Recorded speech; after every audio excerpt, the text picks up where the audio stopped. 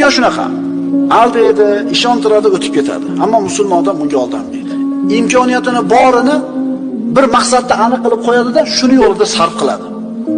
Buni nimaga o'xshatish mumkin? Toshoynak bor. Hammalar bilasizlar, lupa. Quyoshning nurini o'sha toshoynakdan o'tkazib, qog'ozni bir joyga qo'yib tursangiz, qog'ozni qizdirib, kuydirib teshib yuboradi. Xuddi shunga o'xshagandek siz bilan biz bitta maqsadni belgilab turib hayotimizda bor kuchimizni, qudrat, imkoniyatimizni shunga sarflasak, albatta bir narsaga erishamiz. Allohning roziligi degan maqsadni qo'ying-da. Alloh taolo hamma narsaga yo'l yutadi. Faqat maqsad bitta bo'lsin. Uy ham bo'ladi, pul ham bo'ladi, hamma yo'l bo'ladi. Faqat Allohning roziligi birinchi o'ringa qo'yilsin. Chunki kim Allohni rozi qilishini birinchi o'ringa qo'ysa g'amini, Alloh boshqa g'amlariga o'zi kifoya qiladi. Dunyo ahllarining ishlari sochilgan bo'ladi, ammo musulmon kishi hamma ishi tartibli bo'ladi.